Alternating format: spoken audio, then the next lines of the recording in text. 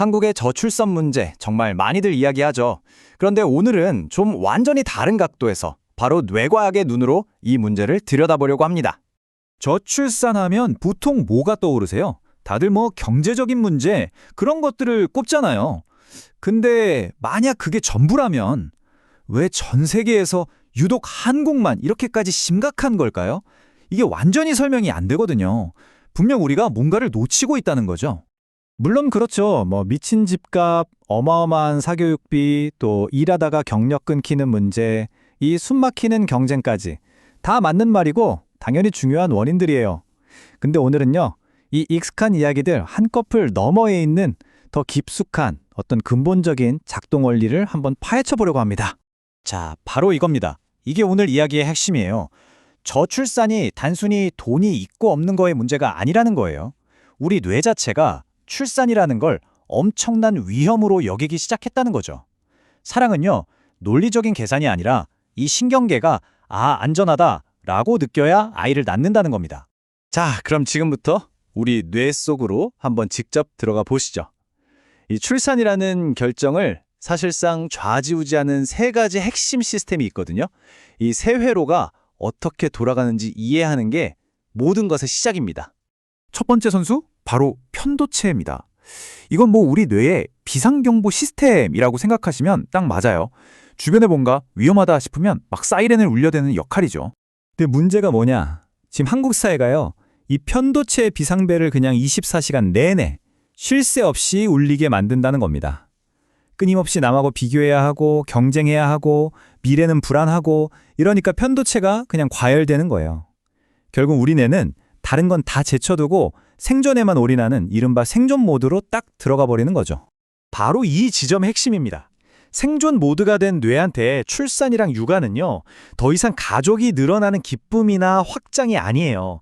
그저 내 생존에 필요한 자원을 쪽쪽 빨아먹는 아주 거대한 위험 요소일 뿐인 거죠.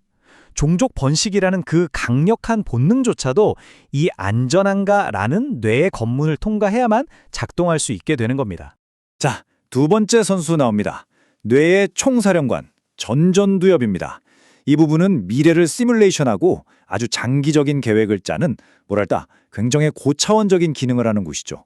한국 사회의 부모님들은 바로 이 전전두엽을 통해 아이의 미래를 너무나도 구체적으로 시뮬레이션합니다. 아이가 태어나는 그 순간부터 어느 학원 보내지? 입시는 어떡하지? 취업은 될까? 집은 어떻게 사지? 수십 년에 걸친 이 험난한 프로젝트가 머릿속에서 그냥 파노라마처럼 쫙 펼쳐지는 겁니다. 바로 여기서 문제가 생기는 거예요. 원래 출산이라는 건 굉장히 감정적이고 본능적인 영역이잖아요. 근데 이게 너무나도 이성적이고 계산적인 장기 프로젝트가 되어버리는 순간 그 본능이라는 게 힘을 잃고 그냥 마비가 되어버리는 겁니다.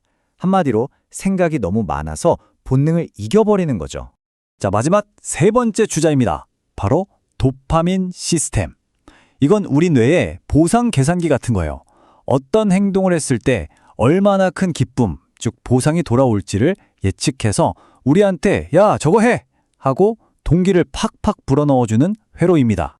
자, 한번 비교해 볼까요? 아이를 낳고 기르는 건요, 정말 엄청난 시간과 노력을 쏟아부어야 겨우 얻을 수 있는 아주 나중에 오는 보상이에요. 그쵸? 근데 반대로 SNS에서 좋아요 받는 거, 사고 싶은 거 지르는 거, 주말에 훌쩍 여행 가는 거, 이런 것들은 어때요? 아주 적은 노력으로 즉각적인 쾌감, 도파민이 빵빵 터지잖아요. 결론은 아주 단순합니다. 우리 뇌는요, 생물학적으로 더 쉽고 더 빠른 보상을 선택하게끔 설계되어 있어요. 눈앞에 바로 주어지는 이 짜릿한 만족감이 저기 수십 년 뒤에 올지도 안 올지도 모르는 그 숭고한 만족감보다 훨씬 더 매력적으로 보일 수밖에 없다는 거죠. 자, 지금까지 이야기한 건 사실 꽤 보편적인 뇌의 작동 원리예요. 그런데 말입니다. 왜 이 현상이 유독 한국 사회에서 이렇게 극단적인 형태로 나타나고 있는 걸까요? 지금부터 그 이유를 한번 파헤쳐 보겠습니다. 원인은 바로 이 세 가지입니다. 한국 사회 특유의 이 세 가지가 합쳐져서 한국인의 뇌를 그냥 세 방향에서 동시에 공격하는 거예요. 비교 중독 사회, 장기적 불안 사회, 그리고 완벽주의 문화. 끊임없는 비교는 아까 말한 편도체를 계속 자극해서 불안하게 만들고 미래에 대한 불안감은 전존두엽이 계속 최악의 시나리오만 그리게 만들죠. 그리고 이 완벽주의 문화는 아이를 제대로 키워야 한다는 압박감을 주면서 양육의 심리적 비용을 그냥 폭발시켜버리는 겁니다. 이렇게 뇌과학의 관점에서 보니까 지금 정부가 내놓는 저출산 정책들이 왜 계속 헛다리를 짚고 있는지 그 진짜 이유가 보이기 시작합니다. 문제 본질을 완전히 잘못 파악하고 있었던 거죠. 한번 보세요. 정부 정책의 초점은 늘 돈이에요. 출산 장려금 얼마, 육아 보조금 얼마, 그쵸? 근데 정작 우리 뇌가 진짜로 집중하고 있는 건 돈이 아니에요. 바로 위협입니다. 과연 이 사회가 아이를 낳아 기르기에 안전한 곳인가? 라는 아주 근본적인 질문에 대한 답이죠. 이 둘 사이에 어마어마한 차이가 있는 겁니다. 그래서 핵심은 이거예요. 우리 뇌가 어떤 행동을 위험하다고 딱 낙인 찍었는데 거기다 돈 몇 푼 쥐어준다고 해서 그 행동을 할까요? 절대 안 하죠. 이건 마치 낭떠러지 앞에 서 있는 사람한테 돈 주면서 자, 뛰어내려 하는 거랑 똑같아요. 그 사람한테 필요한 건 돈이 아니라 내가 딛고 있는 이 땅이 안전하다는 믿음, 바로 그거거든요. 자, 이제 이 모든 이야기의 조각들을 한번 맞춰볼 시간이네요. 이 뇌과학적인 분석은요, 저출산이라는 현상을 정말 완전히 새로운 시각으로 보게 만들어줍니다. 첫째, 이건 절대 개인의 이기심이나 선택의 문제가 아니라는 겁니다.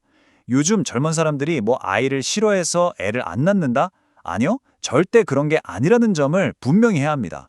오히려 저출산은요, 우리 사회의 시스템 자체가 사람들을 끊임없이 불안하게 만들도록 설계된 어찌 보면 너무나 당연한 결과물이라는 거예요. 이건 개인의 문제가 아니라 시스템의 문제입니다. 그리고 이게 아마 오늘 이야기에서 가장 중요한 통찰일 겁니다. 이 낮은 출산율은요, 그냥 단순한 인구 통계 숫자가 아니에요. 이건 우리 사회 구성원들의 신경계가 우리 모두에게 보내는 일종의 집단적 비상 경고 신호라는 겁니다. 여기는 위험해, 여기는 다음 세대가 살아남기에 안전하지 않아 라고 외치는 우리 몸의 생물학적인 절규인 셈이죠. 어쩌면 출산율이라는 건 그 사회가 자신의 미래를 얼마나 안전하고 희망차게 느끼는지를 보여주는 가장 정직한 신경계의 성적표 같은 건지도 모릅니다. 한 사회의 집단적인 뇌가 미래를 두려워할 때 아이는 태어나지 않는다. 우리 사회의 뇌가 미래를 두려워하는 한 새로운 생명은 태어나기 어렵다는 이 마지막 문장이 우리 모두에게 정말 무거운 질문을 던지고 있습니다.